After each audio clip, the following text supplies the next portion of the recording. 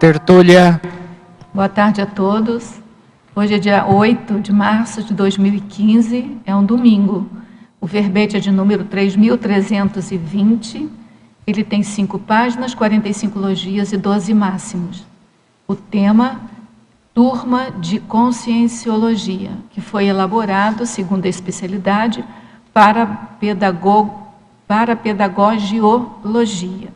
Quem redigiu o verbete é o neoverbetógrafo Alexandre Daibert. Alexandre Barcelos Damascenos Daibert, ele é brasileiro, natural de Juiz de Fora, Minas Gerais. Ele é graduado em Engenharia Mecânica Aeronáutica, voluntário da Conscienciologia desde 2011, docente da Conscienciologia desde 2012, tenepsista desde 2015. A turma de Conscienciologia é o grupo de consciens e consciexes, assistentes e assistíveis, reunidas no âmbito da instituição conscienciocêntrica, sob o Mater Pensene parapedagógico para o estudo teático de verpões conscienciológicas. Na pensenologia, nós destacamos o Holopensene pessoal da interassistencialidade, o Mater Pensene do curso, o Mater Pensene da aula, o Holopensene local, o Holopensene individual, o Holopensene grupal, o dinamismo do Holopensene da aula, evidenciado pelos assuntos evocados, as consciências representantes de bolsões holopensênicos, a evolúcio-pensenidade individual, a evolúcio-pensenidade grupal. Na fatologia, o suporte energossomático dos voluntários na formação da turma, o limiar crítico do trabalho percebido no ato de furar a bolha da pressão holopensênica, o posicionamento determinado de fazer acontecer o curso sustentando o desassédio atacadista, a participação do curso a partir do momento da inscrição, os obstáculos aparentemente intransponíveis à participação da consciência na turma sendo superados por meio do autoposicionamento, a definição com máxima antecedência da data, local e equipim do curso, otimizando a convergência dos esforços do Max Mecanismo Assistencial. Os resultados financeiros negativos podendo apontar omissões deficitárias grupais. O clima interconsciencial do coffee break, oportunizando a TARES pontual. O ato de lecionar em sala intrafisicamente vazia. O docente conscienciológico, a irresistibilidade cosmoética do processo docente conscienciológico. A condição de mercador da própria ignorância alfabetizada. A atenção às sincronicidades enquanto elemento de pesquisa do maxi mecanismo assistencial atuante. Nós chamamos a atenção que a fatologia tem 27 linhas, o que constitui o máximo para o verbete. Nós lemos só alguns itens e a gente aguarda aí os questionamentos dos outros itens, né, através de uma leitura mais aprofundada. Na parafatologia, o processo multidimensional de reunião do grupo evolutivo, a possibilidade de cancelamento, a possibilidade de cancelamento e adiamento dos cursos, aumentando a pressão extrafísica sobre voluntários. O maxi-dissidente ideológico, propiciando o resgate de ex-liderados de retrovidas. A paralencologia dinâmica da aula, a evocação de grupos extrafísicos pelas temáticas abordadas, o para-aluno trazido pelo aluno na condição de isca inconsciente, o contexto intrafísico sendo mera ponta do iceberg do enredo multidimensional da aula, a impossibilidade do entendimento completo e aprofundado das parassincronicidades no momento evolutivo atual. Na remissiologia, nós destacamos os seguintes verbetes: agente retrocognitor, aula de conscienciologia, facilitador da conscienciologia, interdependência evolutiva e viragem assistido-assistente. O mater pensene tarístico das turmas de conscienciologia, potencializador dos encontros interassistenciais multidimensionais em série, gera dinamização da evolutividade pessoal e grupal. Você, na condição de intermissivista, qual balanço faz das autoparticipações em turmas de conscienciologia?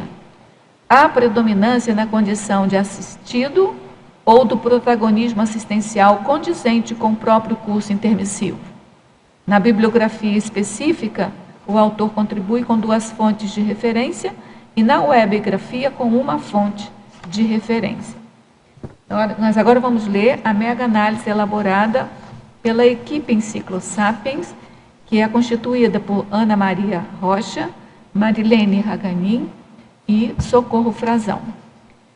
Grupo, curso, TARES, desassédio, reencontro, maximecanismo para a educação, atacadismo, mini-peça, didática, Equipim, Equipex, Maxi-Proex, evoluciologia, verponologia, conviviologia, paralencologia, comunicologia, parapedagogiologia, interassistenciologia. E agora, embaixo dessa chuva, né, que não sei se está dando para ouvir aí do microfone, uma chuva, a gente quer saber de você, Alexandre, como é que você pensou nesse título, qual foi a situação, o contexto, né, que te levou a definir esse título, e se durante a elaboração do verbete, se caíram fichas, como é que foi para você elaborar o verbete sobre o assunto? Primeiramente, boa tarde, né, para todo mundo, tertuliano.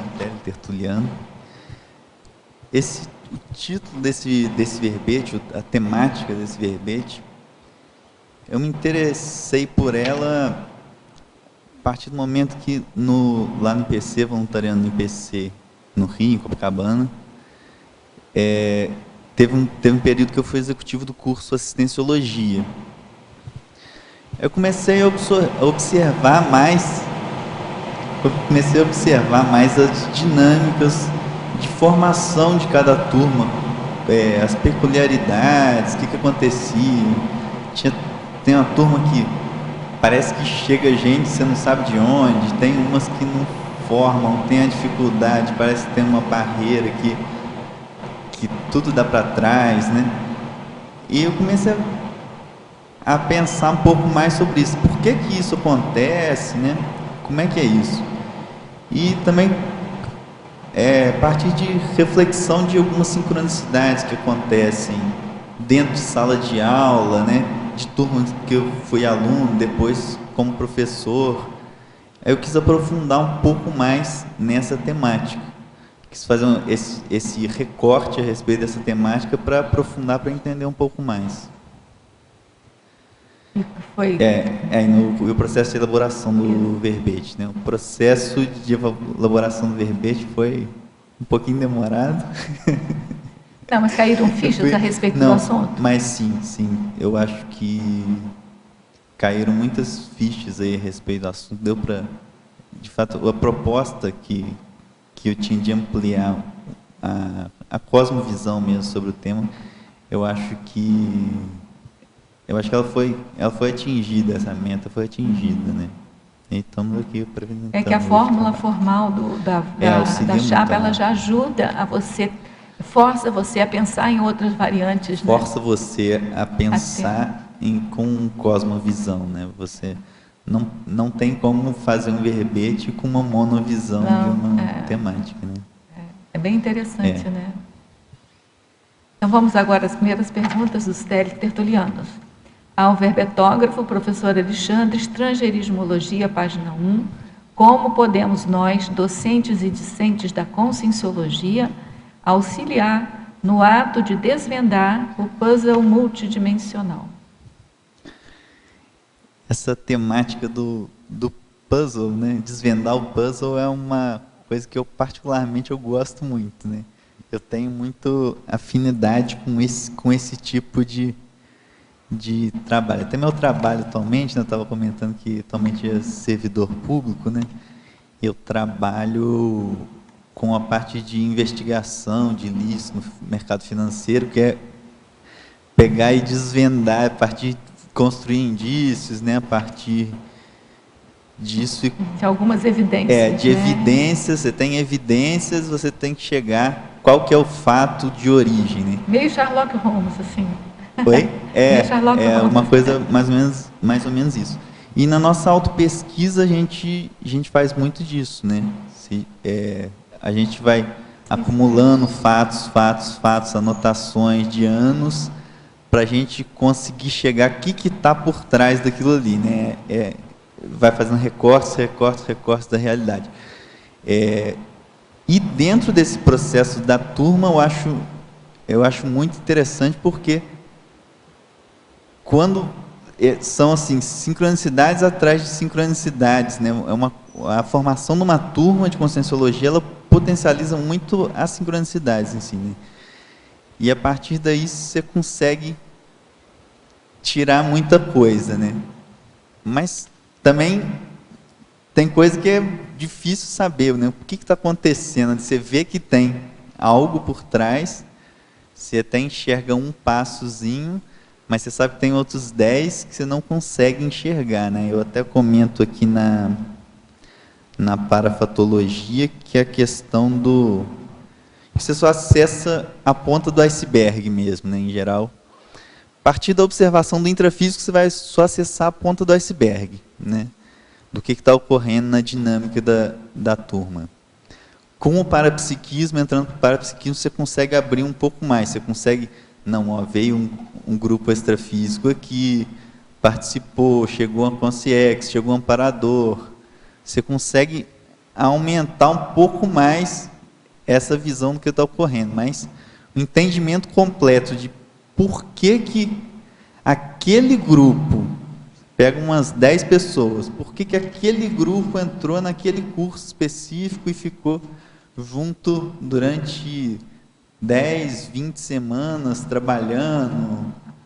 Por que aquele grupo? Por que aquelas pessoas? Por que o professor X foi a senha para o aluno Y? Alguns casos, você às vezes consegue levantar, né? Mas nem sempre é fácil, é muita pesquisa mesmo. Mas eu acho que isso faz parte do serviço, né? Faz parte do processo. Nosso trabalho é a gente tentar, para desvendar esse puzzle aí, a gente também não pode falar, não, é muito complexo, eu não vou entrar nisso. A gente tem que ir puxando, ver o que a gente consegue, anotando, e aos poucos a gente vai tendo uma pós-visão um pouco maior. Olha, teve um grupo aqui extrafísico, que parece que está ligado àquele aluno, que tem alguma questão de religião, por exemplo,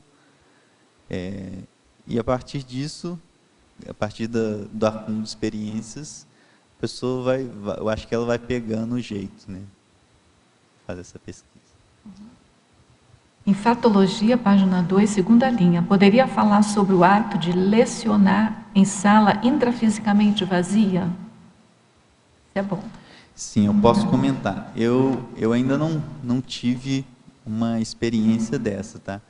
Mas isso tem relatos comuns disso, de questão de palestra pública, né? Às vezes você vai dar uma palestra pública e não tem ninguém. O que você faz? Você não dá ou dá para a sala vazia? É interessante pensar nessa possibilidade de dar para a sala vazia, porque ela está vazia no intrafísico, mas sempre tem muita consciex ali para ver, né?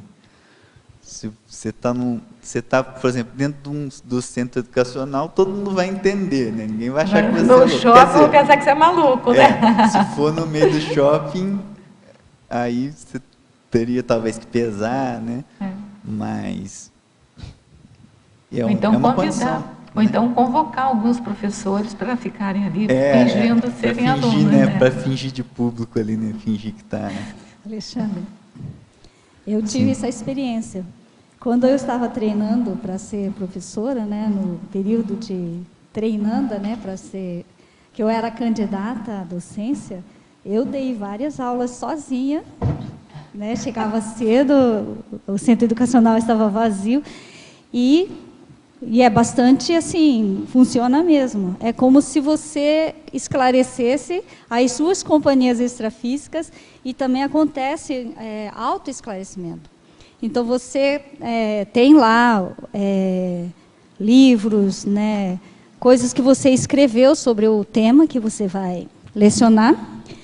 Mas, assim, quando você vai desenvolvendo essa aula, entre aspas, sozinha, você vai também se autoesclarecendo e vai também escolhendo palavras mais assim naturais para você mesma. E você consegue buscar a sua forma de explicar aquele tema, né? Então, e também eu soube de outras pessoas que fizeram isso, outros professores, e deu certo, sempre. Mas eu assim, faço isso normalmente interessante. quando eu tenho que apresentar algum trabalho em congresso, alguma coisa assim, eu sempre faço as minhas aulas treino sozinha em casa, com as paredes, assim, vendo, cronometrando o tempo, vendo a melhor forma de abordar. Eu sempre faço isso. Mas sozinha em casa é fácil, né? Agora, tem uma técnica que também, eu não sei se eu ouvi com alguém, mas eu já apliquei e funciona super bem para desassediar a casa da gente quando está com algum problema. É começar a ler alto. Leitura em voz né? alta. É muito bom. Você começa a ler alto. É claro que a pensenidade as consciex vão ouvir também, mas as consciex mais, assim, de um nível menos evoluído, elas acho que precisam de ouvir, né? Elas ainda usam os sentidos ainda, sei. E mas aí elas precisam de ouvir. A questão que ela falou, desculpa o seu nome? Keiko. Que a Keiko falou da questão que a pessoa se esclarece, né? Mas eu acho que o processo é esse mesmo. O processo da docência conscienciológica é de interassistência, né? A pessoa é sempre a mais assistida, né? A pessoa que mais se esclarece numa aula, eu acho que é o docente. É quem dá aula. É verdade. Então, Teoriologia, página 2, final da terceira linha. Poderia detalhar a teoria da pré-intermissiologia? A teoria da pré-intermissiologia, né, ela foi proposta aí pelo professor Valdo, que a ideia geral é mais ou menos a seguinte: o grupo da conscienciologia, né, que está trabalhando mais seriamente com a questão da conscienciologia hoje, nesse planeta,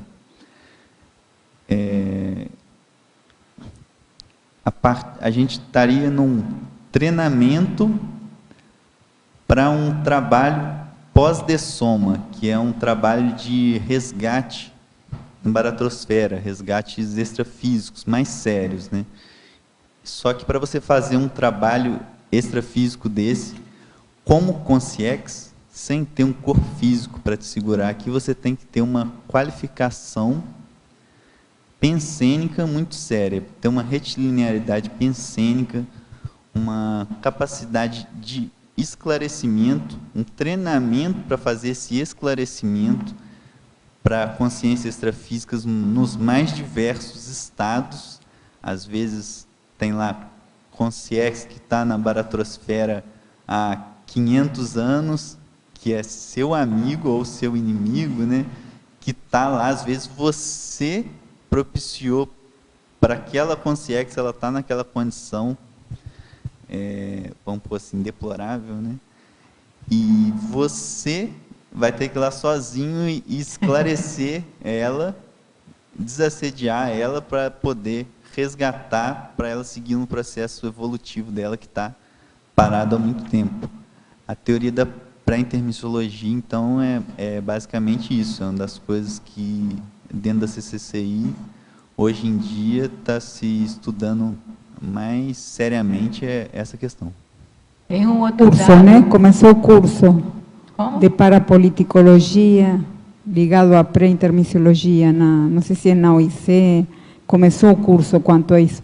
Mas eu estava hoje falando no colégio da Pararurbanologia, que eu faço parte, e se falava quanto a isso, se estão fazendo trabalhos e tem a ver com isso, né? Com os pendentes, seriam as pendências que tem na consciência. E é bom também ter o que você antes explicitou, que hoje se falava, a importância do que a consciência precisa ter para poder fazer o melhor que ela pode. Porque alguma coisa seguramente vai poder fazer. A questão é o limite que ela tem, quanto e como a abordagem que a consciência pode ter para que seja efetiva sua inclusão, né? A atuação dela, né? E, claro, isso é bem, bem importante.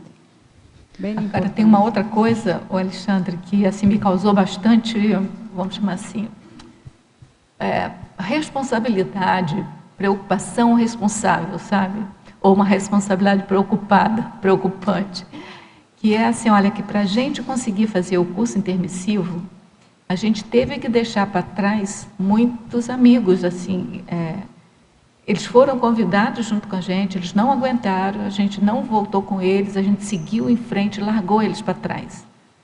Então, a impressão que me dá é que além desses, né, do ciclo Algoz Vítima, que foi há 500 anos atrás, das pessoas que ficaram lá, eu acho que tem gente bem próxima, assim, estou falando do ponto de vista cronêmico, bem recente, que a gente teve que deixar para trás para seguir. Então, parece assim, um egoísmo muito grande, né? Então, esse é aquilo que a gente sabe, né? Que aqui, às vezes, a gente tem que ser egoísta um pouquinho para melhorar a gente, para poder ajudar o outro. E assistir. Então, isso aí me causou bastante impressão, sabe? De responsabilidade. Até então a gente sabia que a gente ia ter que voltar para resgatar lá A lei do retorno. os nossos assediadores, né? A gente sempre pensa assim, os nossos assediadores, as nossas vítimas. A gente é assim, bom. A gente coloca um negócio muito melodramático lá atrás, mas não, deve ser amigo assim, que nem a gente tem aqui, entendeu? Só que uns foram, outros ficaram, e agora eu tenho que voltar para pegar, para ajudar, né? É isso que a gente está se preparando aqui. Tem que ver a abordagem para conversar com as pessoas, né? Às vezes a qualidade, né, de como a gente se despede, por dizer de algum jeito. Às vezes a gente tem que continuar caminhando para avançar e depois poder mas é isso que eu falei. ajudar. Porque na hora, às vezes, mantendo o mesmo passo, a mesma marcha, não dá certo para nenhum. Então, às vezes é necessário. Mas é isso que a gente está falando, é um egoísmo necessário agora para... O que fazer depois, né? Eu acho que a questão da docência conscienciológica, né, é um grande treino para isso, né? Que aí você vai aprender a fazer assistência, aprender quando a sua abordagem desviar um pouquinho a pensanidade, o assédio já entra, já te derruba, ou então quando você consegue manter aquela questão mais cosmoética, o tom, o nível, se sente o amparador acoplando, interiorizando energia, encaminhando consciência, a coisa toda, né? E lidar também com a reação das pessoas, né? Porque tem pessoas que são mais reativas do que outras. E aparece de tudo, né? Aparece para você aprender mesmo, né? Claramente. Tem que falar com o microfone. Alexandre, sobre isso que a Rosa falou, de você ter que deixar para trás alguns amigos para poder seguir mais rápido, até muitas vezes um exemplo clássico são os parentes, né? Como é que você vê a questão da amizade desapegada? Porque geralmente a amizade não é coisa de apego, né? É uma boa pergunta. Amizade desapegada, eu acho que tem muita relação com isso mesmo, né? Porque às vezes a pessoa tá no processo dela, né? E você tem que respeitar, né? Às vezes você está vendo a pessoa indo para o buraco, a pessoa está indo para o buraco está ali na frente, Se você der 3 passos para frente, você vai cair no buraco. Mas você não pode ir lá e tirar a pessoa. Não Você cai vai no ver. buraco não, porque a pessoa vai ficar... Às vezes a pessoa fica irritada com você, mas eu estava ali andando, tal, tudo bem, o que você veio aqui e puxou meu braço, né? E eu acho que tem muito disso, né? Mas Acho às que vezes isso é quando muito você sério. consegue, você tem que puxar a pessoa. Quando ela estiver caindo, você tem que puxar. Né? Cada Porque caso é os um caso, resgates né? são esses, Cada caso é né? um caso, mas Não pode- eu acho que tem caso que E esse é você o- claramente está vendo, mas Mas não pode fazer nada. às vezes você até vê assim, olha, tá com cara que a pessoa vai ter que quebrar a cara mesmo para tomar jeito. Não, esse que é Você o avisa, você fala, você conversa. Não, eu quero. Mas esse Eu é um quero me dilema, emburacar, né? O né? quanto você vai lá resgatar a mesma pessoa, o quanto você vai fazer detalhes e é um dilema, mas isso a gente vai aprender. A gente vai aprender nessa vida e depois Porque vai aprender na a marra. gente começa a entrar, eu acho que tem umas questões como essa que a gente começa a entrar em algumas sutilezas mesmo, Eu né? acho. Que a gente fica, não, peraí, qual que é o limite. o limite, né? O limite cosmoético em assistir ou não assistir. E eu acho que a única forma de aprender é fazendo e errando, tentando um pouco menos, ver o que acontece, não, devia ter ido um pouco mais, tentando um pouco mais, passei da conta. E Não, tem uma coisa a nosso favor também, que é da gente conseguir muito rápido uma segunda dessoma com lucidez. Porque a gente sabe que tem aquela segunda dessoma que os assediadores é que fazem a segunda dessoma para poder ficar chupando as energias da gente, né? Mas não estou falando dessa não, estou falando daquela com lucidez. E isso, se for com lucidez mesmo, a cosmovisão da gente, a tendência é aumentar. Então, esses limites, possivelmente, não serão resolvidos, mas ficarão bem mais claros, né? Essa é a esperança da gente. Agora, eu não sei, porque eu acho também que se a sua capacidade é maior, como consciex, você também vai ter um trabalho que é muito maior. Sim, mas... E aí os limites que você vai estar pensando vão estar afetando muito mais variáveis e vão criar problemas maiores. Então, eu acho que processo evolutivo... Eu acho que o serenão está pensando qual que é o limite aqui cosmoético que eu devo ou não ir. Eu acho que faz parte do processo evolutivo. Eu concordo com você, mas tem limites e limites, né? Aqui mesmo a gente sabe, né? Por exemplo, se você for observar uma pessoa assim que não está ligada... mas com certeza a consciência cosmovisão é maior. Né? Você consegue perceber quando é que é o limite da pessoa... Uma pessoa menos ligada na questão evolutiva, você percebe com muito mais clareza, muito mais convicção o limite dela do que uma outra que está ligada com o processo evolutivo. Se demora mais um pouco. Eu acho que eu concordo com você. A gente vai tendo, quanto mais lucidez, mais os desafios aumentam, né? Mas eu acho que tem alguma coisa que ficou para trás que a gente vai ver com maior lucidez. Que às vezes, não que você esteja falando isso, mas às vezes eu vejo que algumas pessoas têm a visão assim, quando for consciência, estiver lá, resolve tudo. segunda dessoma, tá tudo não. tranquilo, não tem mais esse corpo físico, então tem lucidez, não. É isso. Se você é sua capacidade maior, os problemas vão ser bem maiores. Não, mas aí você contra-argumenta dizendo assim, para você chegar naquilo lá que a gente está querendo, tem que trabalhar aqui. Se você não trabalhar aqui, você não vai chegar lá. Então, não estou dizendo que a salvação eterna é lá, não. O trabalho é aqui. Mas, assim, tem uma perspectiva. Se a gente não trabalhasse com perspectiva, a gente não estava falando de evolução, né? A evolução é trabalho com perspectiva. Bom, primeiramente queria dar os parabéns para o colega Daibas. Obrigado. De repente está excelente, está até fácil de ler aqui. Eu tenho aqui, mas a gente vai aos pouquinhos. Tá certo.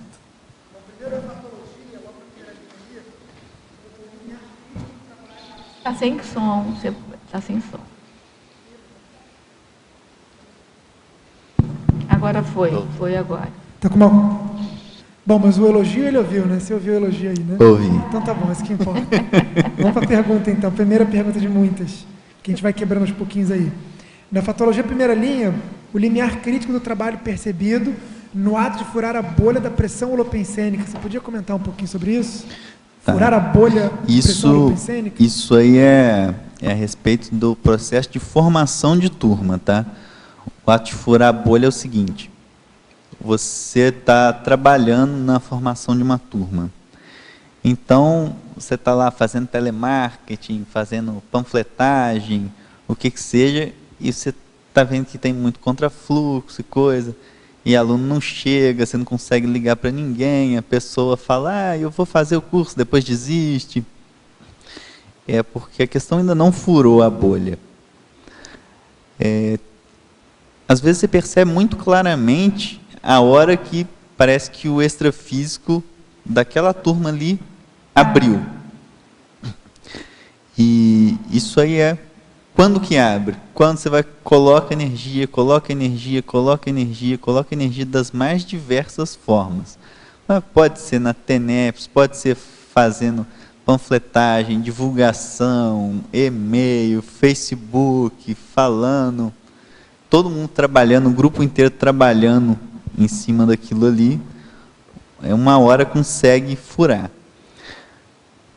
Quando fura essa bolha, quando assim, o extrafísico abre, aí tudo flui. Aí aparece aluno assim, deu vontade de pesquisar no Google, eu fui lá e fiz inscrição nesse curso. Nunca tinha ouvido falar de conscienciologia. Impressionante. Aí começa a aparecer uma quantidade de gente assim que às vezes você não vê nem de onde. Isso é muito interessante se observar a dinâmica de cada curso.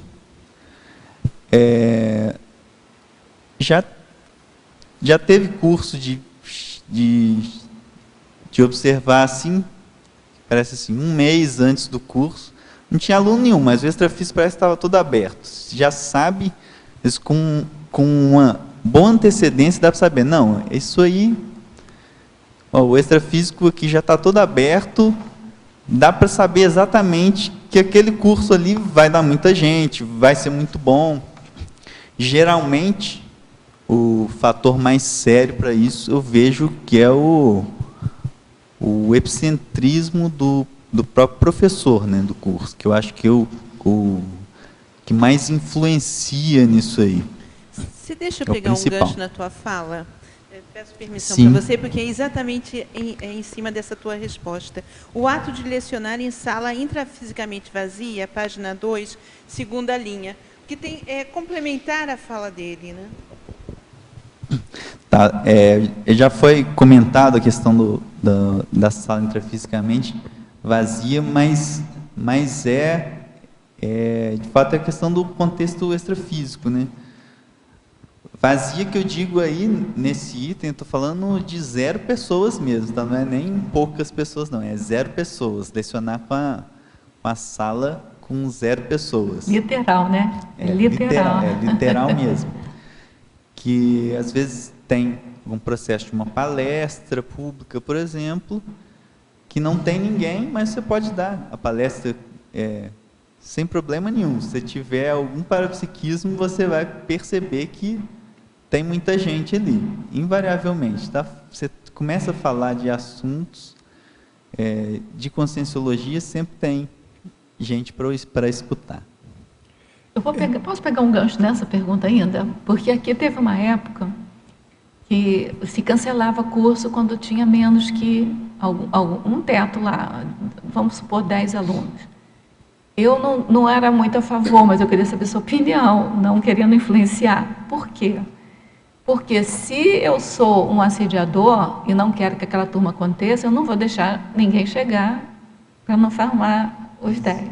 Por outro lado, a gente também tem a responsabilidade com despesa fixa.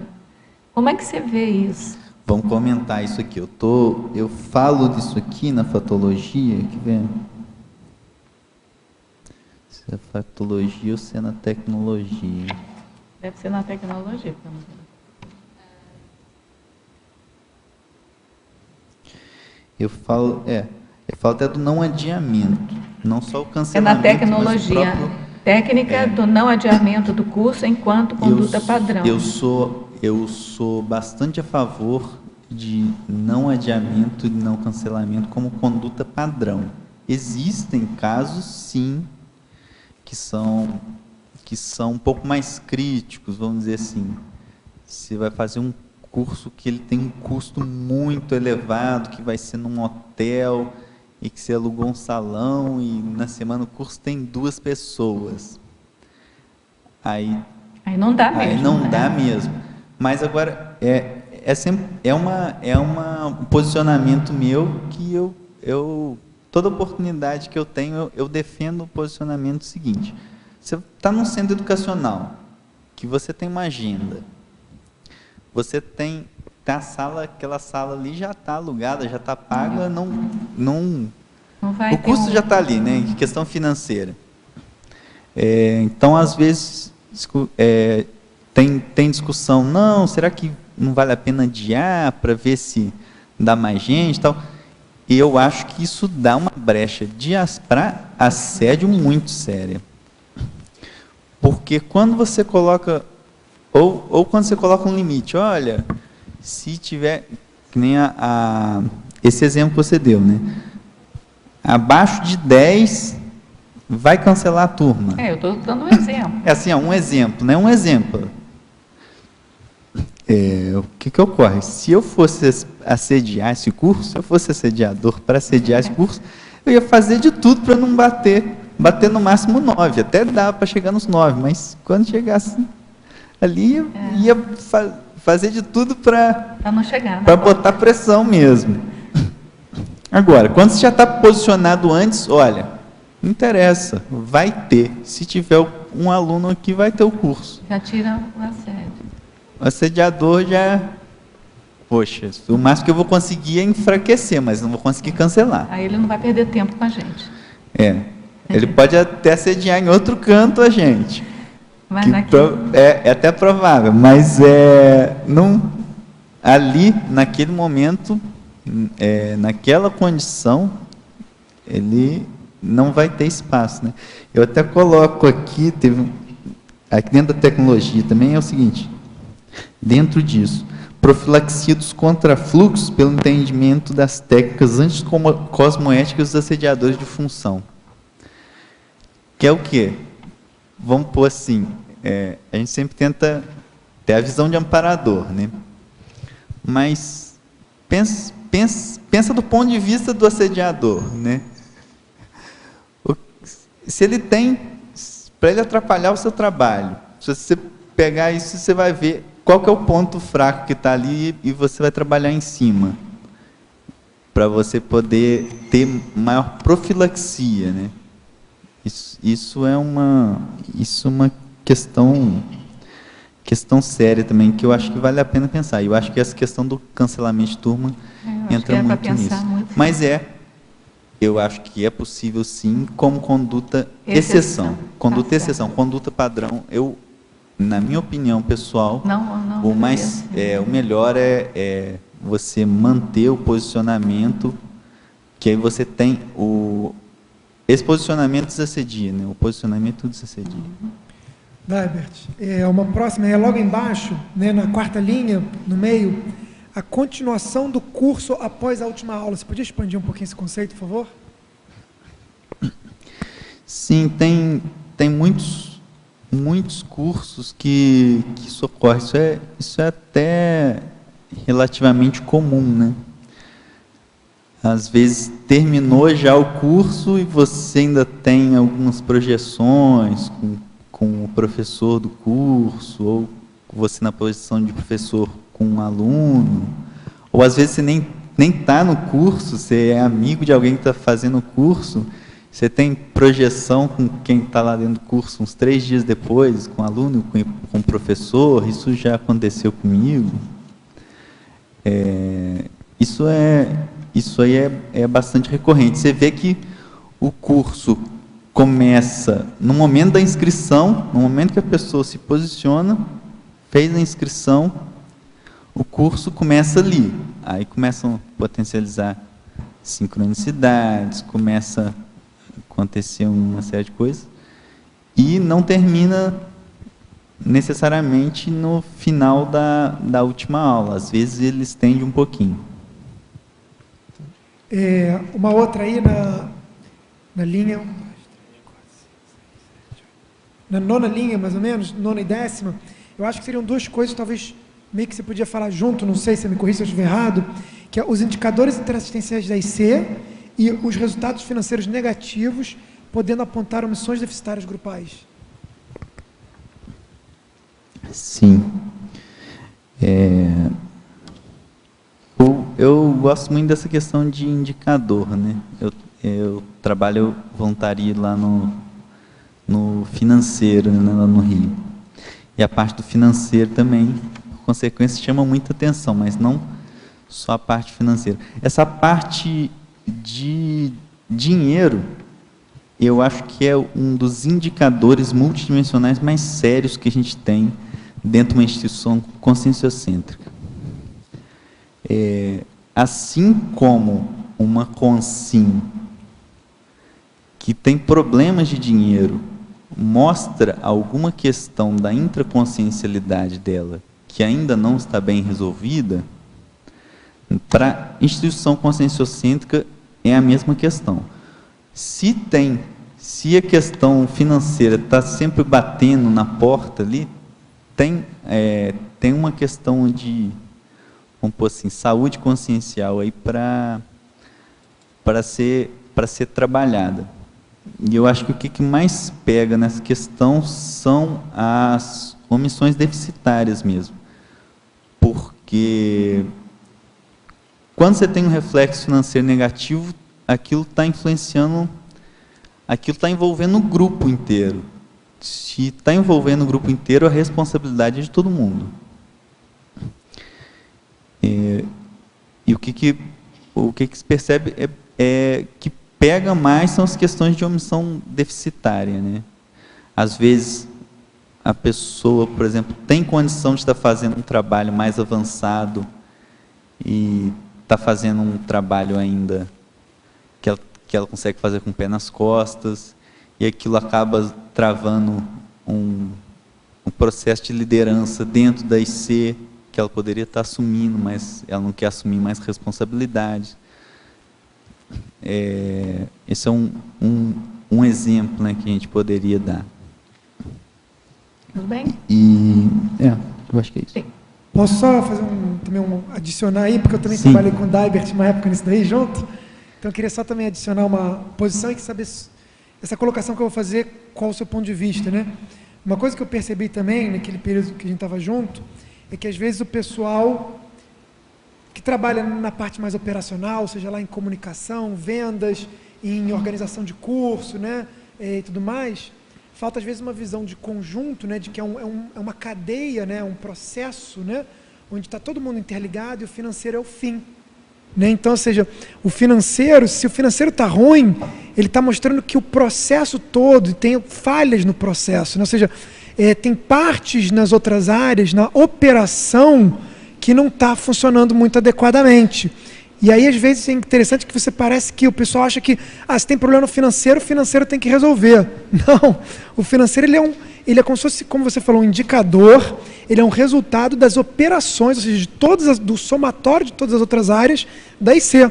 Então é importante o pessoal se conscientizar de que o financeiro não tem que resolver o problema do financeiro. O problema do financeiro é resolvido com todo mundo, identificando se cada um, como você está falando, está fazendo sua responsabilidade adequadamente, né? Aquele voluntário que se comprometeu com uma coisa, está fazendo todo aquele pacote dele, ele, não, só quero fazer esse pedacinho aqui, mas espera aí, né? Mas espera aí, olha só, eu como ex-financeiro do CAE, que eu posso dizer o seguinte, o financeiro tem responsabilidade também. Tem sim. Eu não sei eu queria dar um comentário que você falou. Primeiro, uma questão que você falou que eu discordo, que o financeiro é o fim. Não, a assistência é o fim. O financeiro também é meio. Isso aí é uma questão séria, porque às vezes a gente pode confundir o financeiro como finalidade, porque tem uma pressão e... Não pode falar sem microfone. Não pode falar sem microfone. Somente antes de continuar, porque Então, deixa eu me colocar, porque realmente acho que eu não me coloquei muito bem. Eu não quis dizer o fim da instituição. O final do processo. É o final do processo, isso. Não é o mas fim da também instituição. Não. Também não é o final do processo, nem a finalidade institucional. Eu discordo, na verdade, das duas, tá? Ainda é o meio. Eu acho que o financeiro é só um indicador. Porque, e às vezes, mesmo que você não tenha aqui falado da questão da finalidade, às vezes, quando bate a pressão, acaba estourando o primeiro, não sei se é o primeiro lugar que aparece, mas o lugar que aparece mais evidente, talvez seja o financeiro, porque fica bem exposta, né, a condição. Muitas vezes, aí você começa a pensar com o viés de solucionar um problema financeiro, quando o viés é solucionar qualquer assistência que não está sendo feita, é a omissão deficitária, né? Se tem problema financeiro, tem uma assistência que não está sendo feita. Eu acho que isso, vamos pôr assim, é regra geral. Mas eu acho, dentro do que você estava falando, a questão da visão de conjunto, eu acho que das funções mais sérias do financeiro é promover visão de conjunto aos voluntários de todas as áreas. Se a visão, a parte que cabe é o financeiro, mas eu acho que, vamos pôr assim, vocação do financeiro é a questão da visão de conjunto, né? E eu acho que se os voluntários não têm visão de conjunto, a responsabilidade é da área do financeiro também, porque o financeiro não está provendo esse serviço, vamos pôr assim, para os voluntários. Bem, gente, podemos passar? Tem gente lá querendo falar e ele aqui também. Deixa ele falar primeiro que está na frente. Vai lá, você. Alexandre.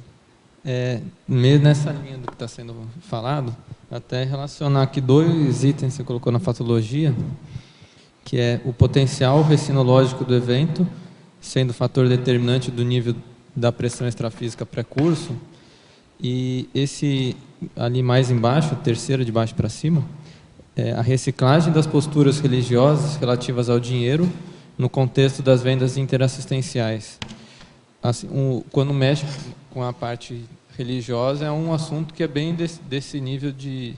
Assim, dá para avaliar o nível de reciclagem, né, que precisa, tem a pressão extrafísica e acaba tendo uma relação bastante grande com o dinheiro também, né, muitas vezes. Como que você vê isso? Eu vejo... vou comentar primeiro a questão aí dentro do dinheiro, como a gente está nesse assunto, continuar. Eu entendo que também uma das funções do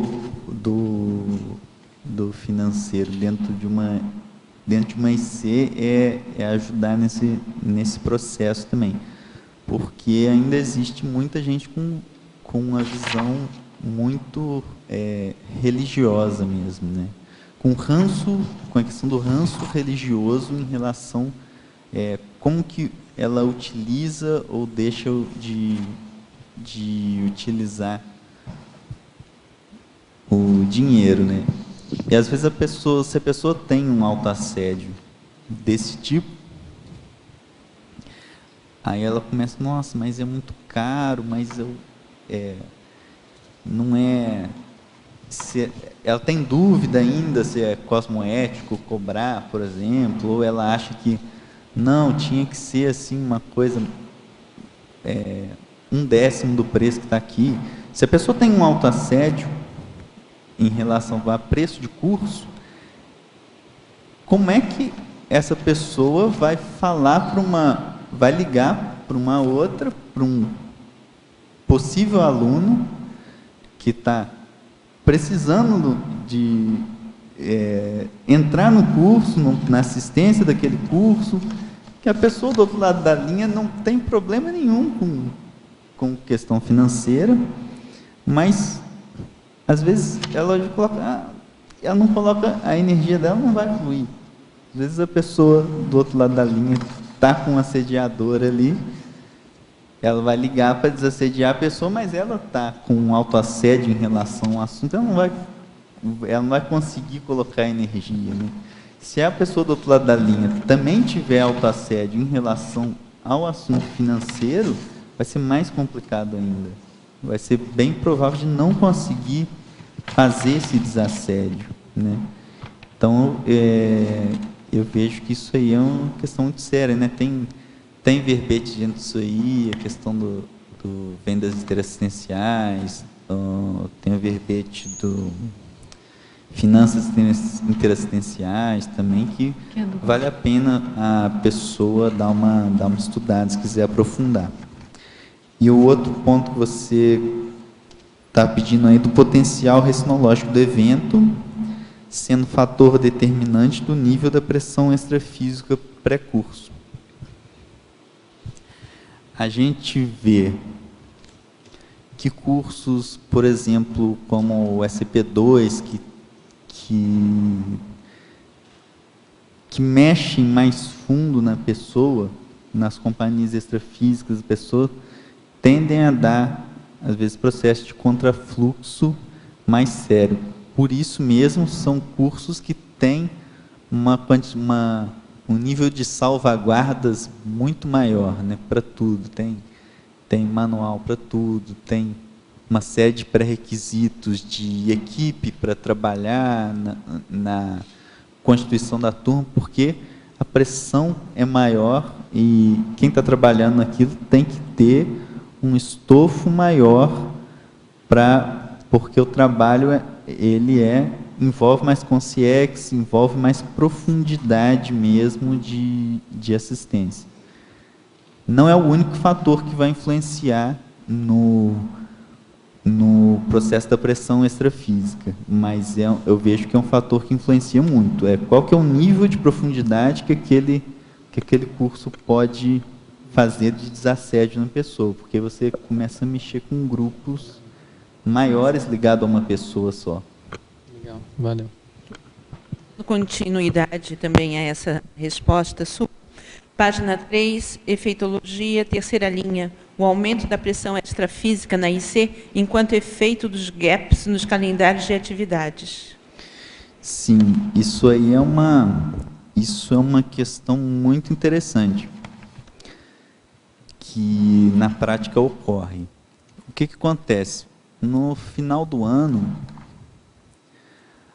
eu acho que aqui em Foz não tem tanto isso, mas acho que nos centros educacionais não tem. Eu acho que não tem nada disso, porque final do ano tem curso no Natal, no Réveillon, sem... Aqui também. Aqui que tem. Sim, aqui. Sim, aqui. Você diz que não. Só que o que ocorre?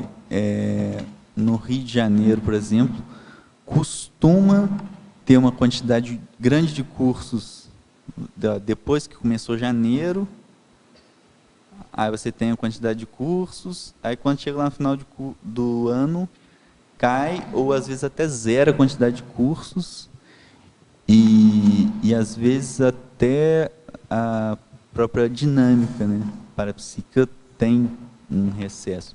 Quando você volta no começo do ano, é como se você fizesse uma TENEPS interrompida, né? Parar de fazer TENEPS por 2 meses e depois voltar. É óbvio que você vai ter uma inércia muito maior para vencer. Então você tem um nível de pressão ali, uma inércia maior no começo do ano, que é mais comum. Ultimamente, até no Rio, estão sendo feitas turmas, mas eu acho que até ainda pouco, mas que pegam, que terminam, passam o ano, né? Vamos pôr assim, uma turma que começa em dezembro, turma que começa em novembro. É porque tem uma questão que o funcionamento do SES é diferente, né, do que aqui em Foz, porque tem uma dificuldade maior realmente se trazer alunos para um curso que começa em dezembro, que muita gente vai sair de férias, né? Mas é uma questão que a gente tem que ver se consegue formas de melhorar, né? E se não conseguir formas de melhorar, né, até pela característica mesmo, peculiaridade de como funciona, a gente está ciente de que aquilo é comum. Então, saber que começou o ano, vai ter que pôr mais energia para o negócio começar a fluir, que é a questão dessas, do extrafísico estar mais aberto, né, para trabalhar.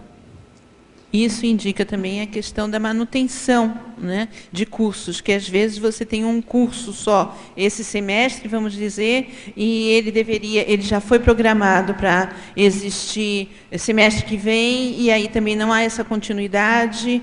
Então, esses aspectos também ocorrem nesse aumento da pressão extrafísica, no seu entender? Sim, eu acho que sim. Tem outro tipo de experiência que eu acho bem interessante nisso aí, que é a questão de atividade de expansão. Na atividade de expansão, por exemplo, você chega numa cidade, para você dar uma palestra, é um nível de pressão, de coisa mais complicadinho. Aí você dá uma segunda palestra, tentando manter no mesmo local, né? Uma data pré-determinada, coisa, aí o negócio vai estabilizando, aí você dá um curso, aí é aquela pressão. Você vai dar o segundo curso, isso é que a gente estava mexendo lá com um processo em Niterói, né? Que não teve atividade durante muito tempo, né? Eita, minha terra. Ficou um tempo sem ter atividades lá, né? Então, uma estratégia que a gente usou até para isso aí, né, primeiro você tem um calendário fixo, né, de palestra. Pelo que a gente via assim, do histórico de atividades de expansão, é comum, por exemplo, fazer 3, 4 palestras, montar um curso e depois voltar atrás. E o que a gente fez lá foi colocar de cara já palestra mensal. Agora ter palestra mensal eterna aqui. Não, e já colocar curso, né? Porque aí você não tem que vencer essa pressão toda vez que você vai dar um curso. Você já está. Né? Aí você vai entrar em voo de cruzeiro, né? Vai entrar no fluxo, né? E eu acho que a gente tem que ter consciência de como é que esse processo extrafísico funciona para a gente saber lidar melhor com isso, né? Para a gente ter estratégias seja mais eficaz. Alexandre, tem uma pergunta aqui do Rio de Janeiro também. Fobiologia, página 3, primeira e segunda linhas. Poderia comentar 3 fobias: a superação da fobia à docência, a fobia da autoexposição, impossibilitando a interassistência pela troca de vivências, e o autotravão grupofóbico com etiologia nas autorretrovivências em grupos sectários. Ok. Essas 3 questões são muito interessantes. Superação da fobia à docência, né? A gente vê que tem muita gente que trava aí, né? A pessoa faz no caso do IPC, né? Faz um curso de entrada, faz a CP1, entra no voluntariado, começa a voluntariar,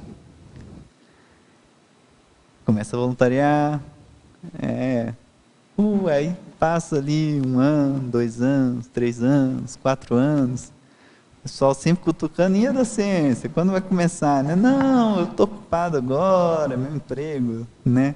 Sempre tem alguma desculpa, né? Não, é processo, estou estudando muito, coisa da família lá em casa, eu não quero mexer com isso agora, porque vai aumentar a pressão extrafísica. Tem justificativas de todo tipo, né?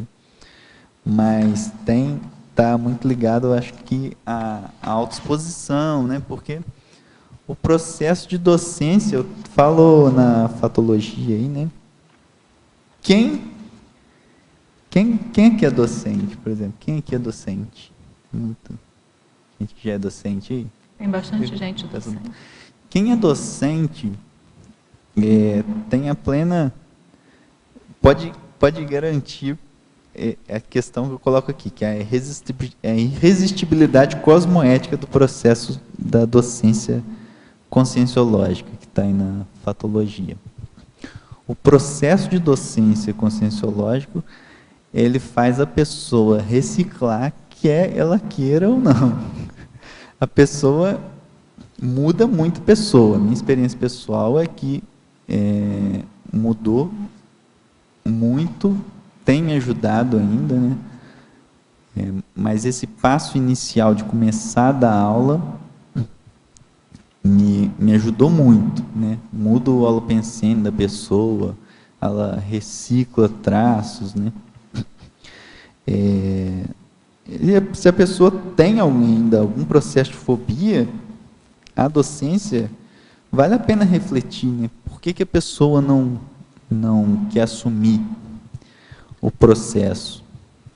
É ainda uma questão de autoexposição? É uma questão de alguma incoerência que a pessoa pode estar... Se eu começar a falar aqui da aula de cosmoética, não vou dar aula de cosmoética, que eu estou com muita questão aqui mal parada que eu não quero mexer. Eu acho que é o que mais pega, na verdade. Em relação à fobia da autoexposição, impossibilitando a interassistência pela troca de vivências, isso pega tanto da questão do professor, mas aqui eu estou chamando mais atenção para a questão do aluno, né?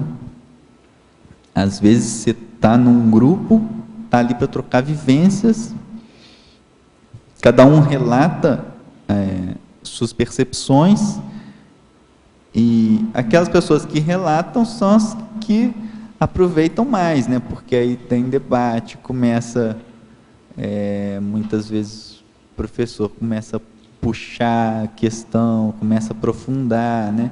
Aí vai mais fundo na questão, mas tem um aluno que opta por ficar quietinho no canto, não, estou aqui fazendo minhas experiências, fazendo minhas anotações, tudo, mas não se expõe. E ele, além de não assistir outra pessoa que poderia ser muito assistida com a autoexposição dela, porque invariavelmente as pessoas sempre têm problemas comuns, não é à toa que as pessoas estão juntas numa turma, mas a pessoa, além de não assistir, ela não é assistida, então ela faz vamos pôr assim, um curso de meia força. E a questão do autotravão grupofóbico com etiologia nas autorretrovivências em grupos sectários. Eu tenho umas hipóteses dentro disso aí, que é o seguinte: a pessoa às vezes tem algum trauma mesmo, pode ser dessa vida, pode ser de outras, de vivência em grupos sectários, né? Que ela entrou dentro de um grupo e se emburacou naquilo, a pessoa meio que fica marcada. Eu não vou entrar mais nesse negócio de seita, de grupo, de nada disso, né? E às vezes a pessoa chega na conscienciologia, entende, vê o processo todo, só que ela ainda não entendeu exatamente, né, que a condição grupal dentro da conscienciologia é um processo muito diferente. É um processo da interassistência, né, não um processo da interprisão. E isso acaba travando muitas pessoas. Às vezes a pessoa chega a entrar no voluntariado, mas, por exemplo, não assume a docência, porque aquilo é como se ela desse um passo mais fundo dentro do grupo. Tem algumas questões que podem pegar dentro disso aí. Eu acho que é isso. Tudo bem? Nós temos aqui uma pergunta de Niterói. Em tecnologia, página 3, primeira linha, poderia falar sobre a técnica do estoque regulador de ouvintes?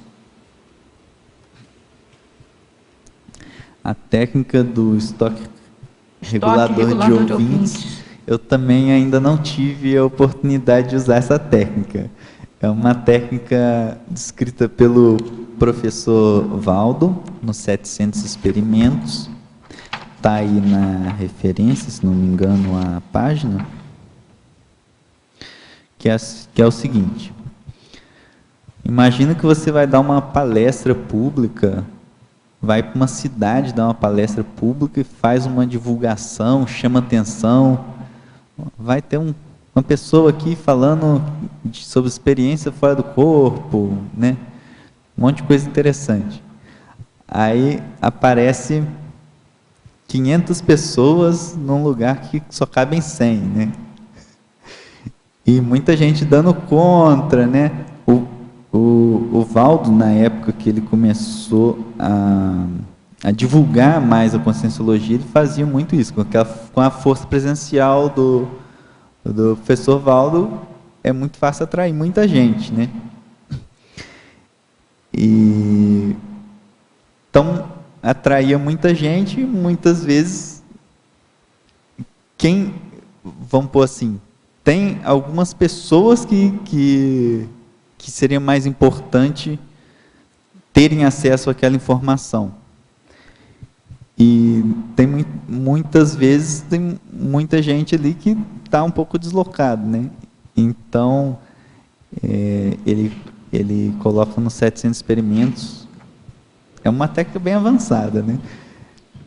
De levantar alguns temas bastante polêmicos para propositalmente você esvaziar aquela aula, aquela palestra pública, né? Então começa a falar de maturidade de J. Cristo, alguns assuntos que reverberam muito e às vezes muitas pessoas ficam indignadas e vão embora. Ficam só aquelas que têm interesse mesmo na Conscienciologia. Fica só quem interessa, né? Quem vai pegar ali, quem vai entender o assunto. Então, você não fica na temática muito light, não. Você, como se diz, pessoa chega meio que já colocando o pé na porta, que aí quem interessa mesmo vai ficar ali para ouvir. Mais ou menos isso. Se permite um exemplo, em 2002, quando eu vim para cá, eu mudei para cá em 2002, eu dava aula na UDC, aula de jornalismo, e o professor Valdo recebeu uma turma inteira de jornalistas, à noite. Né? Lembra dessa? Né? E aí o professor Valdo colocou lá que a Bíblia é uma M, falou isso. E todo aquele ambiente entrópico que estava, né? Alguns levantaram, né? Ainda bem, né, que levantaram, né? Que aí o ambiente ficou mais limpo. E foi essa técnica que usou, falou que a Bíblia é uma M. É uma questão, é muito sério para a gente pensar na questão do limite cosmoético da assistência, né? A pessoa pode, muitas vezes, foi bastante mal interpretado por muito tempo, né? Acho que até escrever os 700 experimentos, tudo, mesmo assim ainda tem muita gente, se procurar em fórum, internet, muita gente mete pau por conta disso. Mas eu acho essa técnica interessante do ponto de vista da gente aprender a fazer assistência, porque normalmente a gente acha o atacadismo é uma coisa bem importante, mas numa turma muito grande, se você mantém aquela turma toda lá, com esses poucos contrapincenando, você vai deixar de ajudar a maioria. Então é uma técnica aparentemente, né, elitista, mas ela é profundamente assistencial. É uma técnica bem inteligente. E não é você, é a própria pessoa que desiste, que sai. Então a técnica você fala dos assuntos polêmicos, dos assuntos top, um pouco acima, talvez, da capacidade de entendimento do momento, e muita gente fica independente disso. Então sai quem a própria pessoa decide, ela não aguenta e sai. Então, eu acho de uma inteligência, assim, né? Muito perspicaz essa técnica, né? Deixa eu avançar um pouquinho aqui. Professor Alexandre, Fatologia, terceira linha. A participação do curso a partir do momento da inscrição. A continuação do curso após a última aula. A alteração de escala docente tardia, causando fluxos de saída e inscrições de alunos de última hora. Poderia aprofundar e detalhar o processo de participação antes do início do curso e após o curso, especialmente as ocorrências de última hora, influências do amparo ou assédio extrafísico? Você já explicou alguma coisa do antes e do depois, mas eu acho que da inscrição hora, tardia, né? Eu acho que você podia ampliar mais um pouco. Como só dar uma passada aí passando pela participação no momento da inscrição e depois eu vejo isso, que começa no momento da inscrição, a participação da pessoa na turma, porque é o momento do posicionamento dela. A inscrição, ela marca como posicionamento do aluno. Às vezes a pessoa tem a intenção, eu vou fazer, mas ela ainda não se posicionou, né? Quando ela se inscreve, aí tem uma série de relatos, né? E quando a pessoa se inscreve, começa a acontecer um monte de coisa. E também termina depois do curso, muitas vezes, e isso pode ser verificado por meio de projeções, algumas coisas que acontecem com um aluno, professor, 2 alunos. Às vezes se estende um pouco. E a questão de última hora, isso é interessante. Às vezes você tem uma mudança de escala de última hora e você muda a constituição da turma inteira.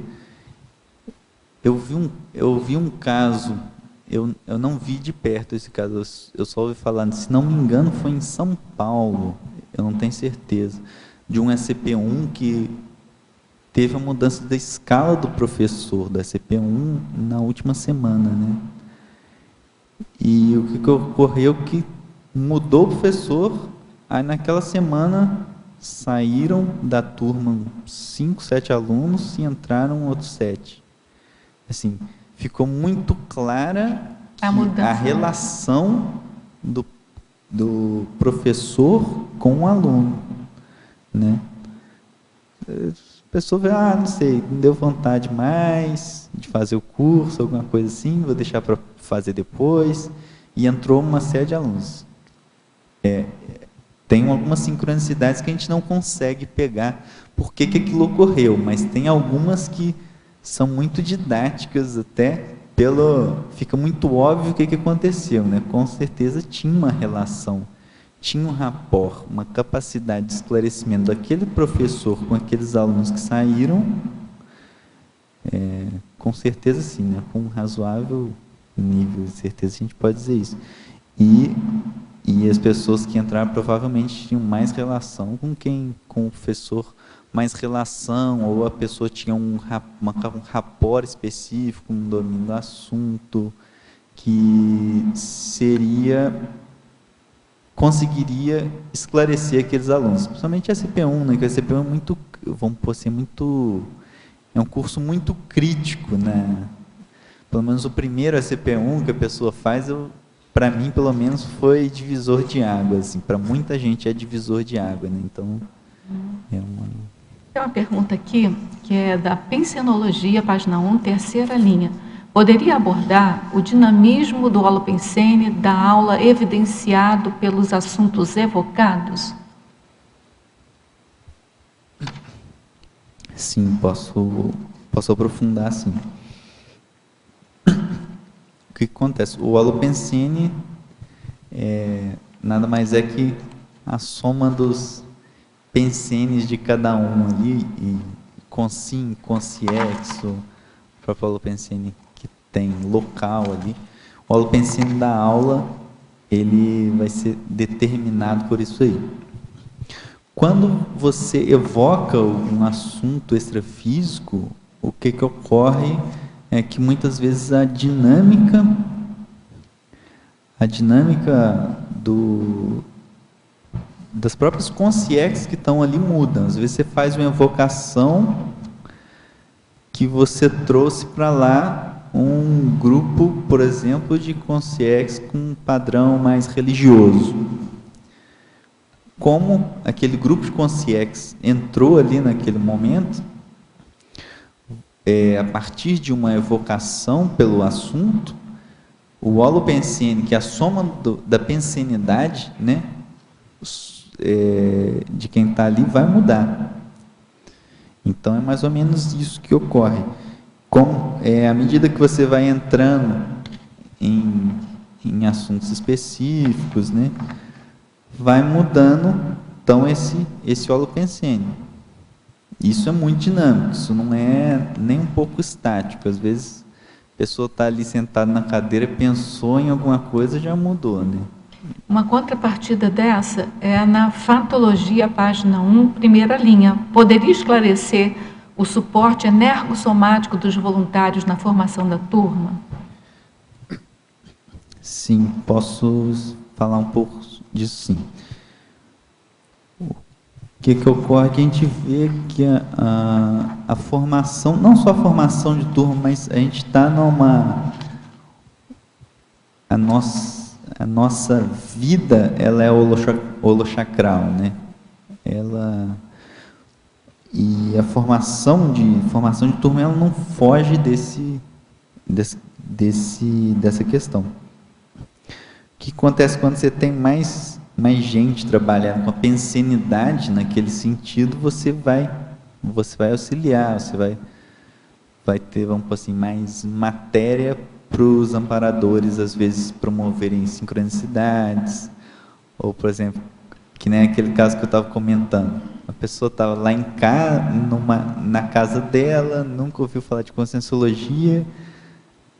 Se tiver muita gente pensando com aquele foco, com aquele objetivo assistencial, de montar aquela turma, de trazer gente que esteja precisando daquela assistência, assim, aquela massa energética pode ser de alguma forma utilizada pelos amparadores para jogar uma ideia na cabeça da pessoa. Dá uma olhada nisso aí na internet, vê se você acha uma coisa de sair do corpo, uma inspiração. Mas se não tiver, se não tiver energossoma, energia densa, os amparadores nem conseguem promover essas sincronicidades e tudo. Então, acho que isso aí é essencial, ter essa visão energética mesmo, né? Então, tem técnica, por exemplo, o pessoal que trabalha de executivo de curso, né, de estar assim, constantemente trabalhando, tem uma técnica que a pessoa, por exemplo, todo dia faz alguma coisa, mesmo que ela não ligue, por exemplo, para a pessoa, mas todo dia ela vai, por exemplo, mandar um e-mail para o professor do curso, vai ver uma questão de panfleto na gráfica, vai falar com alguém, aquilo para manter aquilo recorrentemente na pensenidade dela, para promover um holopensene favorável para que isso ocorra, né? Para a formação da turma. E é uma coisa que dá muito certo. Oi. Na página 3, na paradoxologia, você fala do paradoxo de o aluno jejuno poder assistir ao professor veterano, né? Na academia, na ciência convencional, existe digamos assim, um consenso de que o aluno não produz conhecimento, ele só assimila, né? Eu queria saber, assim, na sua opinião, o que você acha que, assim, para os futuros professores, né? Como que a gente pode evitar essa postura? Porque a gente sabe que o aluno novo hoje, jejum, já vem vivendo há várias vidas, né? E muitas vezes essa pessoa está mais atualizada no curso intermissivo do que algumas pessoas que já estão aqui, enfim, há algum tempo. Então, eu queria saber o que você acha. O aluno jejum, ele produz conhecimento? Se ele produz, como que os professores... Sem dúvida. Como que os professores podem tirar proveito dessa situação para aprendizado conjunto, né? Eu acho que se o professor não tira proveito da situação, ele não entendeu nada do que ele está fazendo ali. O processo é sempre da interassistência, né?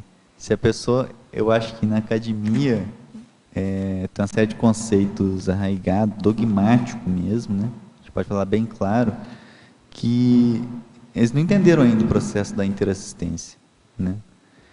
Então, que você assiste e é assistido, só que você é sempre o mais assistido. Se você está na posição de epicentro, você é sempre o mais assistido. Isso existe... é inevitável. É que existe, assim, me parece que às vezes tem um medo, né, de que das pessoas responsáveis pela escola, pelas escolas, de que os alunos ultrapassem os professores e eles perderiam, digamos assim, autoridade, moral, sabe? Então fica sempre nessa coisa, eles querem dar uma liberdade para os alunos, eles até certo ponto querem que os alunos se desenvolvam, mas não tanto, porque senão eles vão perder essa autoridade. Então eu queria saber, assim, trazendo isso para a conscienciologia, né?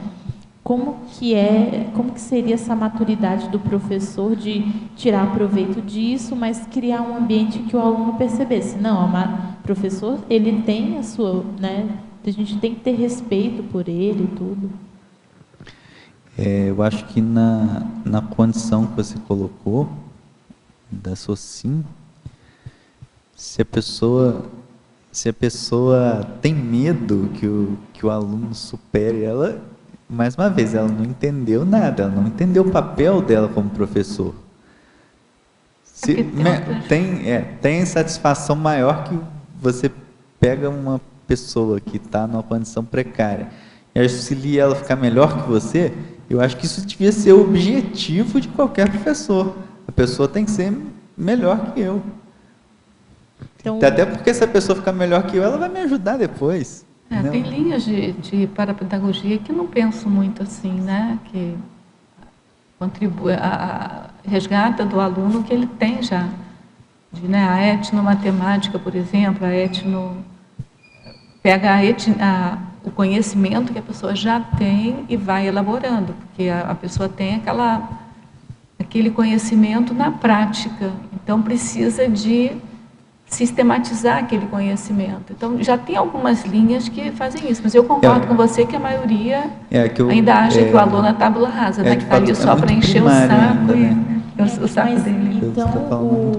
Então, digamos assim, através do parapsiquismo, o professor poderia, da conscienciologia, né, que agora a gente está trazendo para cá, poderia perceber se essa ideia tem lógica, e aí pegar o conhecimento de todos, não importa da fonte que venha, né, digamos assim, desde que seja coerente, cosmoético, tudo, e utilizar isso para todo mundo aprender, né? Assim, com certeza, trazendo conhecimento, isso, para debater. Que é o que a gente faz na tertúlia, né? Até certo ponto. Até certo ponto é isso. Mas eu acho que já tem, mesmo na ciência convencional, já tem muita pedagogia que faz isso, entendeu?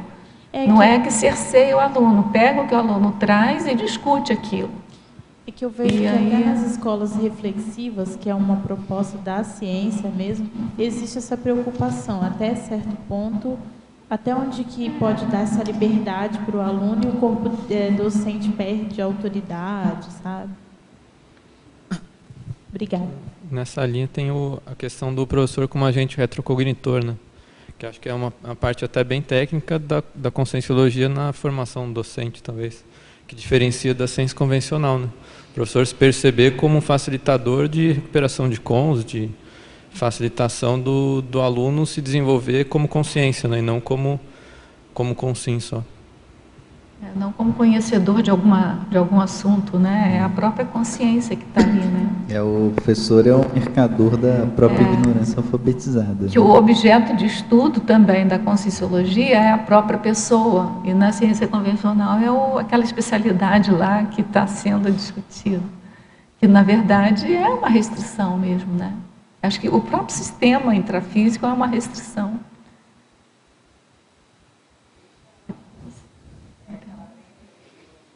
Obrigado.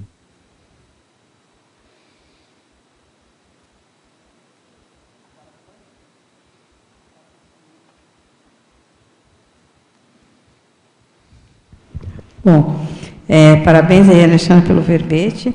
Está muito bom, está interessante de ficar lendo, a gente vai se encaixando aí, né? Quem é docente tem muitas dessas vivências aqui. E eu gostaria de pedir a você, lá na segunda página, na penúltima linha de fatologia, a atenção às sincronicidades enquanto elemento de pesquisa do maximecanismo assistencial atuante. Que vivências você tem que poderia nos passar aí de sincronicidades aí em sala de aula que te chamaram a atenção? Só um minuto.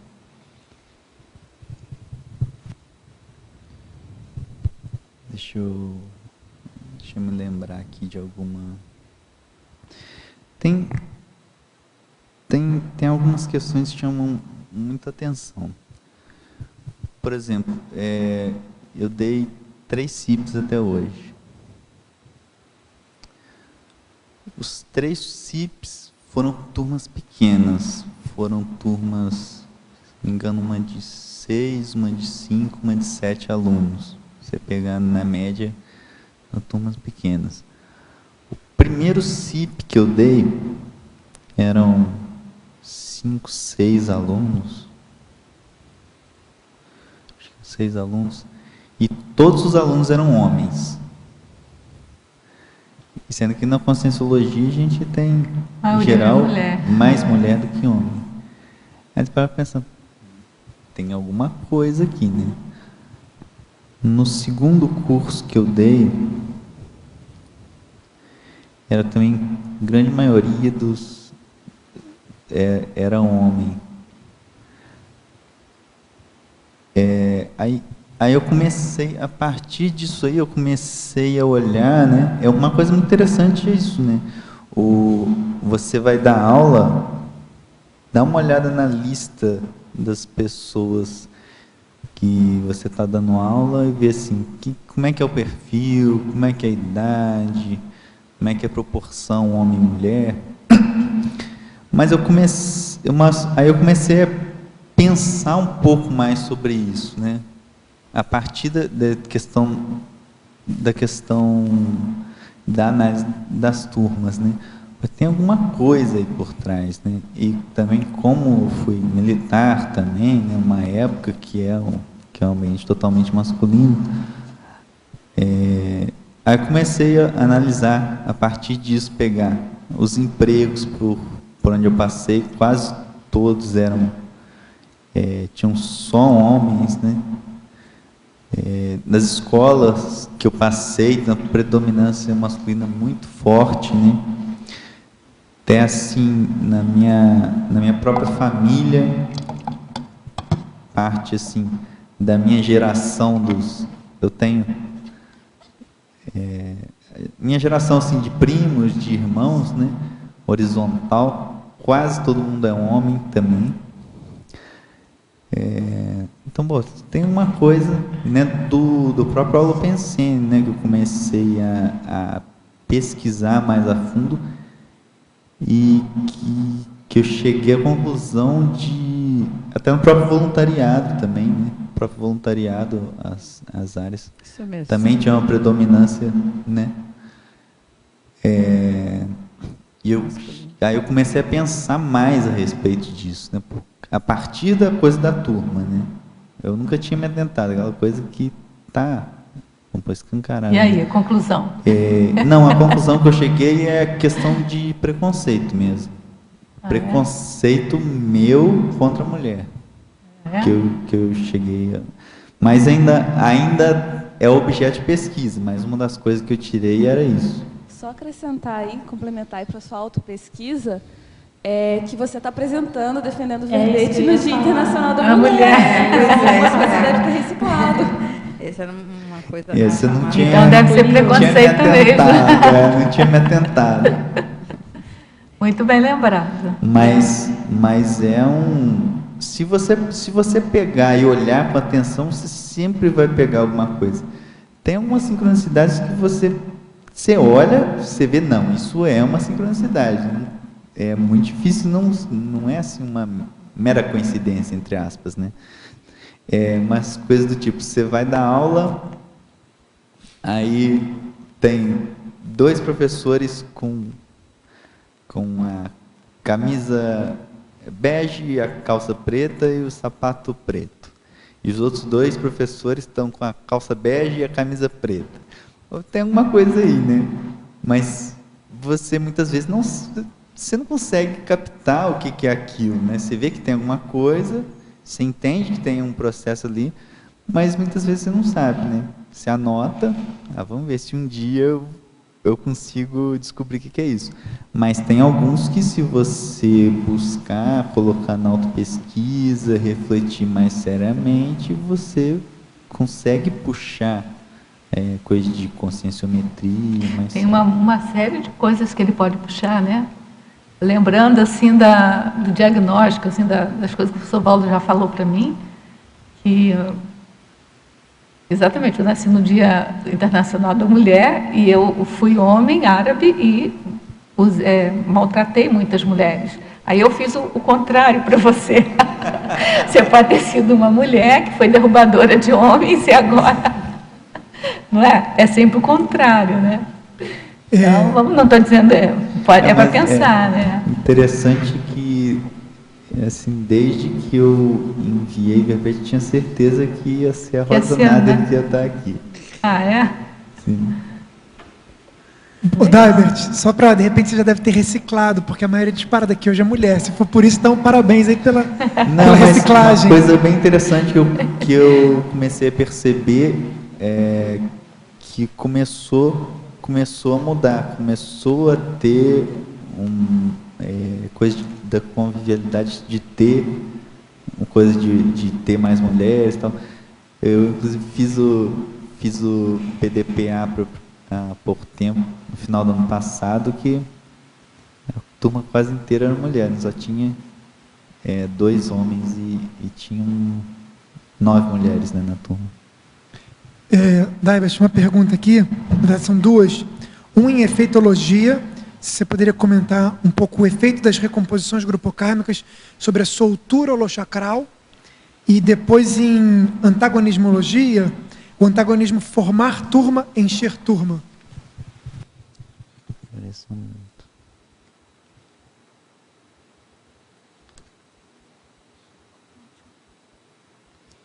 Recomposições, antagonismo. Obrigado. A questão das recomposições grupocármicas, eu acho que a questão de turma de conscienciologia tem muito a ver com isso, né?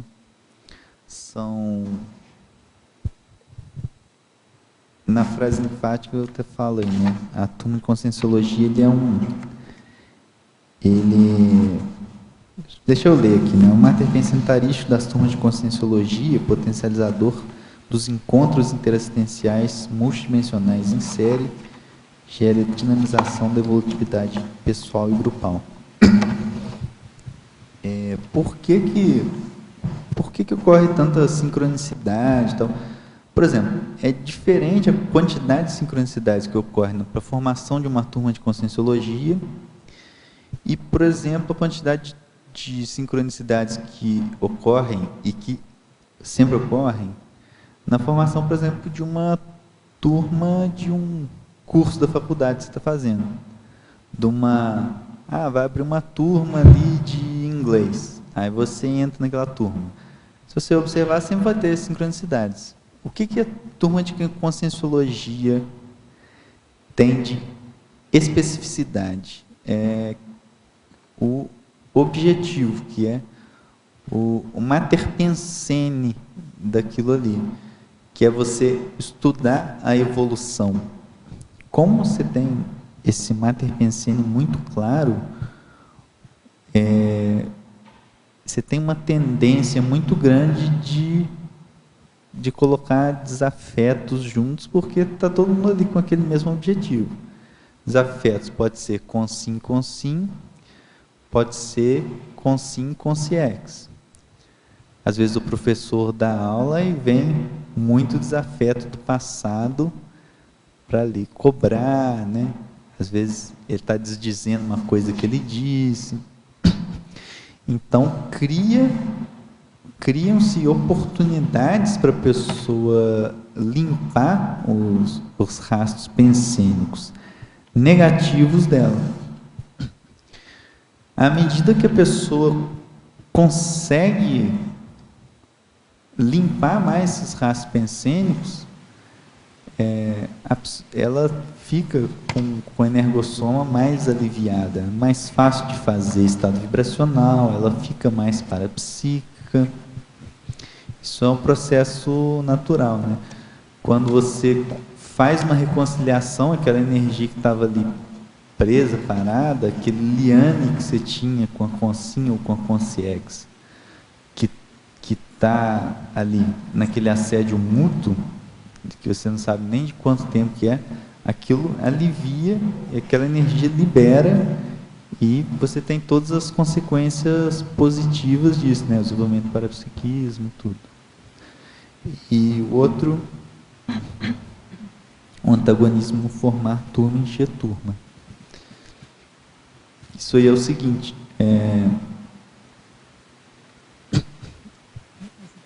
a formação de turma, ela precisa ser entendida como um processo técnico. Não é um processo muito simples, né? Um processo multidimensional. Tudo. Então, às vezes tem algumas coisas que pode até ajudar, mas, por exemplo, nossa, está com dificuldade aqui de colocar a gente nessa turma, vamos fazer uma mega promoção aqui e dar desconto para ver se entra gente aí. Isso até ajuda e tudo, mas muitas vezes você não está indo no cerne da questão, porque o que está acontecendo multidimensionalmente?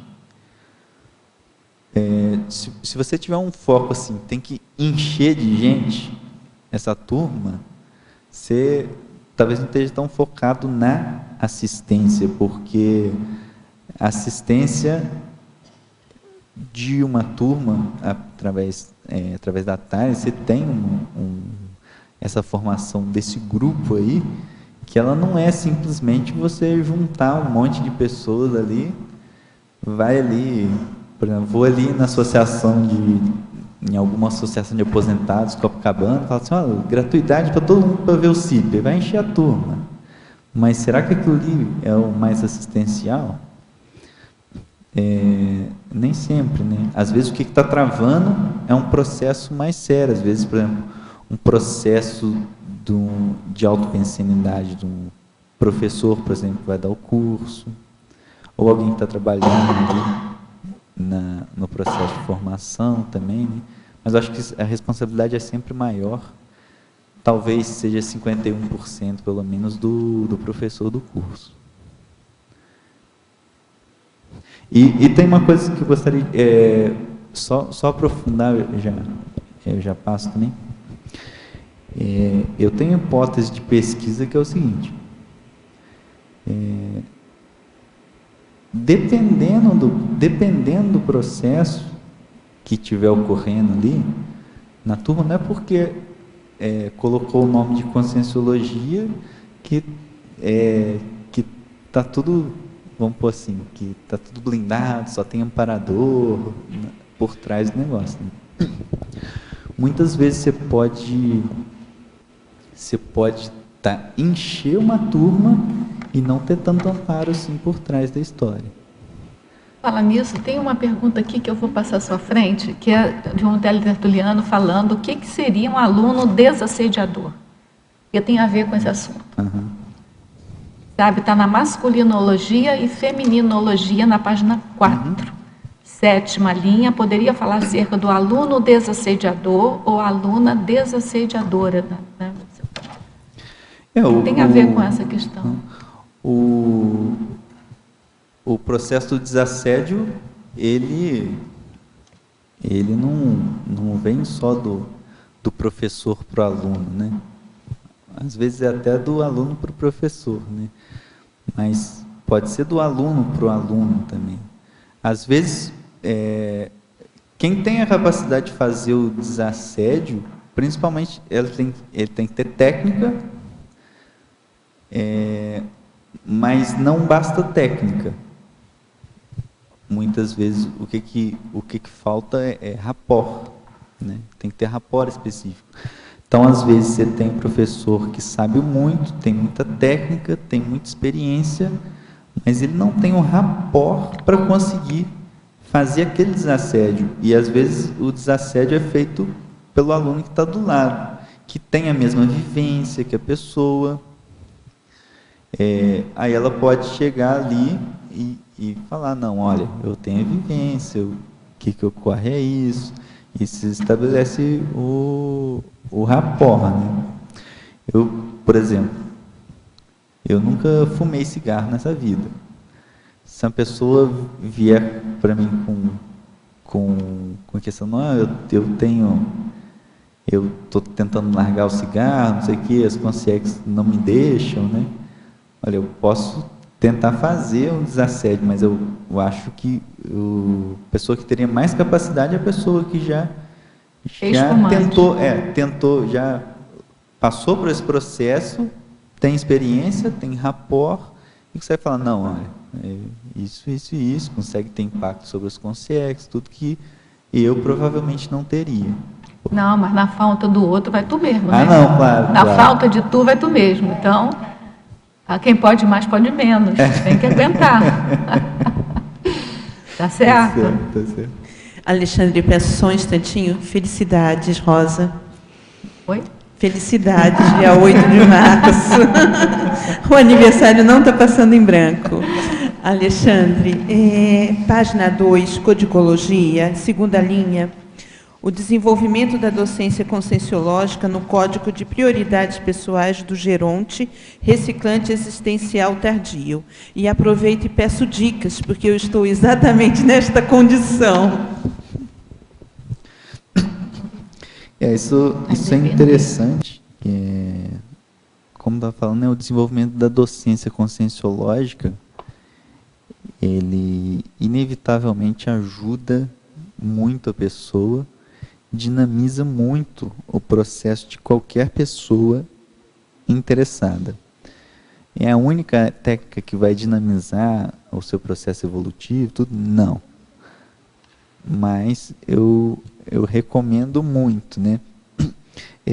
Eu quis chamar a atenção aqui especificamente para o caso que também não é o desenvolvimento da docência conscienciológica, não devia estar no CPP só do geronte reciclante existencial tardio, mas do inversor jovem também, do reciclante que seja mais novo.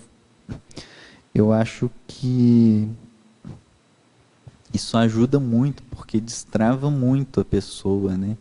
Destrava muito, ela desenvolve, experiência pessoal minha, né? Desenvolve parapsiquismo muito.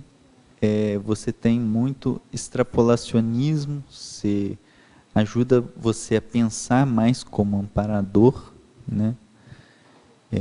Você tem processos de acoplamento com o amparador que são muito sérios,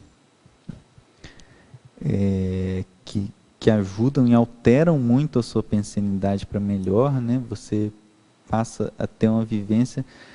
E são tipos de vivência que, vamos dizer assim, o curso de professor de conscienciologia, ele vai te dar vivências que, se você fizer 1000 cursos de conscienciologia, você não vai ter o desenvolvimento, a vivência específica que o desenvolvimento da docência vai dar. Porque a docência é você assumir o processo do epicentrismo da assistência. Quando você é epicentro da assistência, você está num papel muito diferente de você ser aluno. Tá?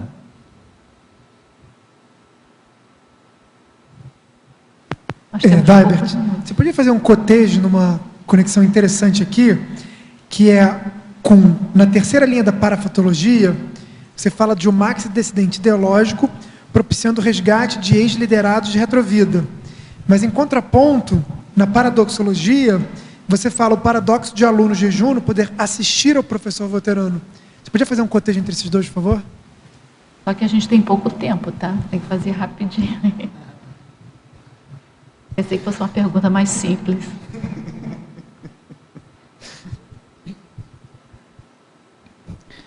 É complexa a pergunta. Né? Pois é, melhor responder só a primeira. Mas a questão do marxidente ideológico, o que eu vejo é o seguinte: quando a pessoa passa pelo processo de marxidissidência, vou dar um exemplo, né? Eu passei nessa vida pelo processo de marxidissidência da questão do militarismo, né? E naturalmente chega aluno e para aluno em condição muito semelhante à sua, daquele posicionamento que você teve que tomar. E você tem muita autoridade moral para poder falar. Né? Bancar, né? Para poder bancar, né? Mas eu acho que o aluno ele vai te ajudar justamente você aprender a fazer assistência também, né? Olha, o nosso tempo já esgotou, tá? Desculpa aí, ficaram algumas perguntas de teletertulianos que a gente não conseguiu também fazer. Algumas pessoas aqui também com microfone, isso é sinal de que você tem que fazer outros verbetes, né? Tá certo? A gente aguarda aí, parabeniza você pelo seu verbete, pela sua defesa. A gente agradece a todos os presentes aqui, tertulianos, aos teletertulianos, pelas perguntas, pela participação, pelas energias. A gente então passa para os nossos comerciais. Obrigado. As pontuações da tertúlia de hoje são 20 assinaturas no livro de presença, 11 perguntas presenciais e 15 perguntas respondidas online. Hoje nós temos 3 recados. A Bianca com debate no CAEC, a Keiko com programa Verbetografia e a Patrícia com acoplamentário. Oi, gente. Eu venho convidar vocês para ir para o debate que vai ter agora às 3 horas sobre por que louvamos os maus. Quem vai puxar sou eu, mas eu venho convidar para todo mundo agregar junto, porque é um conhecimento que é para todo mundo tentar desenvolver a respeito de por que a gente não desenvolve mais a nossa liderança dentro e fora dos nossos âmbitos evolutivos. Obrigada.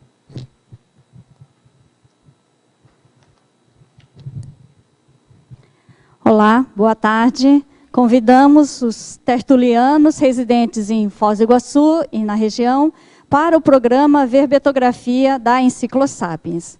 Essa turma é semipresencial, para, assim, objetivando o completismo existencial, fazendo a inclusão verbetográfica, né, a autoinclusão verbetográfica, nessa mega GESCOM grupal, que é a Enciclopédia da Conscienciologia. Essa turma tem aulas presenciais às terças-feiras à noite, na sala da Enciclosapiens, e também terá aulas gravadas no ambiente mudo, que pode ser baixadas e assistidas várias vezes. Então, otimize, né, quem estiver interessado, né, fazer o seu verbete, escrever o seu verbete, otimize o aproveitamento do curso, tendo o seu título aprovado com antecedência. Então, para isso, escreva para títulos@enciclosapiens, com y e 2 s.org. E para inscrição no curso, procure a recepção do CAEC por telefone 45 3525 2652 ou pelo e-mail caec@caec.org. Obrigada, aguardamos vocês. Boa tarde. Eu gostaria de convidá-los para o acoplamentário, que vai acontecer aqui no CAEC, com a temática Parapercepciologia, nos dias 27, 28 e 29 de março. Os epicons são Patrícia Pialarice, João Bonassi e Cristiane Ferraro.